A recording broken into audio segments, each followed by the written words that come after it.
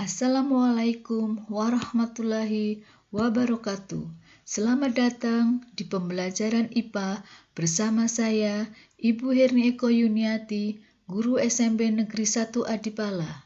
Sebelum belajar, silahkan kalian berdoa sebagai wujud syukur kita kepada Sang Pencipta. Pada kesempatan kali ini, kita akan belajar tentang contoh pewarisan sifat pada makhluk hidup. Tujuan pembelajaran kita hari ini adalah bahwa setelah selesai mengikuti pembelajaran, kalian dapat 1. Menjelaskan mekanisme pewarisan sifat pada manusia. 2. Memberikan contoh pewarisan sifat pada makhluk hidup. 3. Mengidentifikasi ciri yang ada pada anggota keluarga. Coba kalian lihat foto berikut. Pasti kalian sudah kenal siapa mereka. Betul, mereka adalah keluarga Papau yang terdiri dari Papa Baim, Mama Paula, dan adik Kiano. Kalau kita cermati dengan seksama, kira-kira adik Kiano lebih mirip siapa ya? Mirip papanya atau mirip mamanya? Atau pernahkah kamu membandingkan wajahmu dengan wajah orang tua dan saudara-saudaramu saat kamu bercermin? Apakah wajahmu mirip dengan ayah atau mirip dengan ibumu? Apakah warna kulitmu sama dengan saudara-saudaramu? Saat kamu membandingkan wajahmu dengan wajah orang tua atau saudaramu, besar kemungkinan kamu akan melihat banyak kesamaan. Mengapa demikian? Hal ini terjadi karena adanya faktor-faktor yang diwariskan yang menentukan suatu sifat. Bagaimana konsep pewarisan sifat pada makhluk ini? Pada pembelajaran sebelumnya, kalian sudah memahami bahwa setiap organisme tersusun atas sel-sel yang di dalamnya tersusun untaian DNA yang bertanggung jawab membawa sifat menurun dari induk pada anaknya. Pewarisan sifat atau hereditas merupakan penurunan sifat dari induk kepada keturunannya. Ilmu yang mempelajari tentang pewarisan sifat disebut genetika. Sifat-sifat suatu makhluk hidup diwariskan melalui sel kelamin jantan dan sel kelamin betina. Bagian sel yang bertanggung jawab terhadap penurunan sifat ini terdapat di bagian inti sel atau nukleus. Di dalam inti sel terdapat kromosom. Kromosom merupakan benang-benang halus yang berfungsi sebagai faktor pembawa sifat keturunan. Di dalam kromosom terdapat substansi pembawa sifat keturunan yang terdiri atas senyawa kimia yang disebut gen. Gen berfungsi sebagai penentu sifat-sifat suatu makhluk hidup. Kromosom dan gen inilah yang mengendalikan pewarisan sifat pada makhluk hidup. Beberapa contoh sifat menurun yang diwariskan dari induk pada keturunannya adalah tipe perlekatan cuping telinga. Coba perhatikan gambar tersebut. Mirip yang mana? Tipe cuping telingamu, A atau B?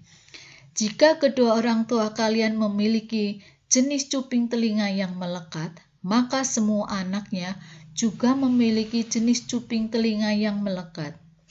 Jika satu dari orang tua kalian memiliki jenis cuping telinga yang terpisah, maka semua anaknya memiliki jenis cuping telinga yang terpisah.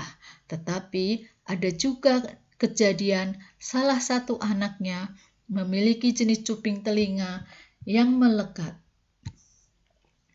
Yang kedua, bentuk pertumbuhan rambut pada dahi. Ini mungkin tak kita sadari bahwa ini juga merupakan salah satu pewarisan sifat. Ada rambut yang bentuk pertumbuhannya melingkar biasa atau tumbuh seperti huruf V. Tumbuhnya rambut seperti huruf V ini dikontrol oleh gen W besar, diambil dari kata widow speak. Gen W besar ini bersifat dominan, sehingga orang yang memiliki pertumbuhan rambut pada dahi memiliki gen W besar atau homosigo dominan. Atau gen W besar, W kecil, atau heterozigot. Sedangkan orang yang tumbuh rambutnya tidak seperti huruf V memiliki genotip homozigot resesif, W kecil, W kecil. Contoh pewarisan sifat pada makhluk hidup yang berikutnya adalah bentuk rambut. Ada dua versi gen yang mengendalikan tipe rambut. Gen C besar yang dominan mengkode rambut keriting, dan gen S kecil atau resesif yang mengkode rambut lurus. Bentuk rambut ini merupakan kasus yang menarik yang dikenal sebagai dominansi tidak sempurna. Artinya, jika kita memiliki salah satu dari kedua jenis gen tersebut, gen C besar dan gen S kecil, kita akan mendapat campuran dari keduanya, yaitu rambut berombak C besar dan S kecil. Jadi, orang yang memiliki rambut keriting memiliki genotip C besar, C besar. Orang yang memiliki rambut berombak memiliki genotip C besar, S kecil. Sedangkan yang memiliki rambut lurus bergenotip S kecil, S kecil.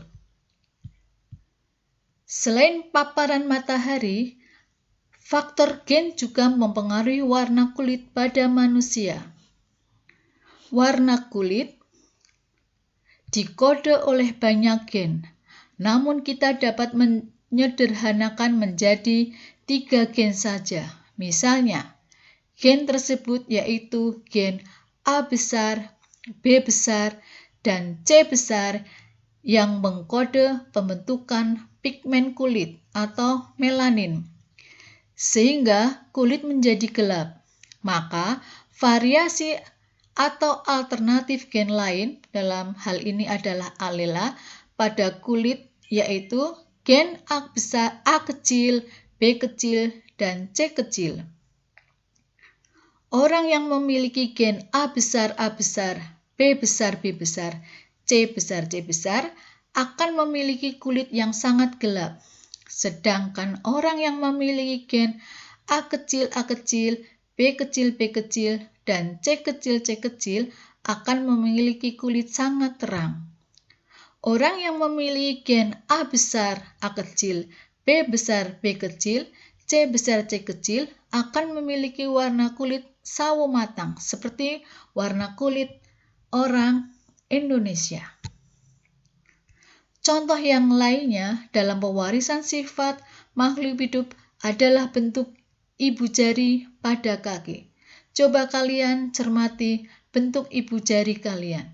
Mirip yang A atau mirip yang B? Itulah beberapa contoh pewarisan sifat pada makhluk hidup. Contoh-contoh lainnya bisa kalian temukan dengan cara berselancar di internet. Untuk selanjutnya, silahkan kalian mengerjakan tugas seperti yang ada pada tayangan video berikut ini.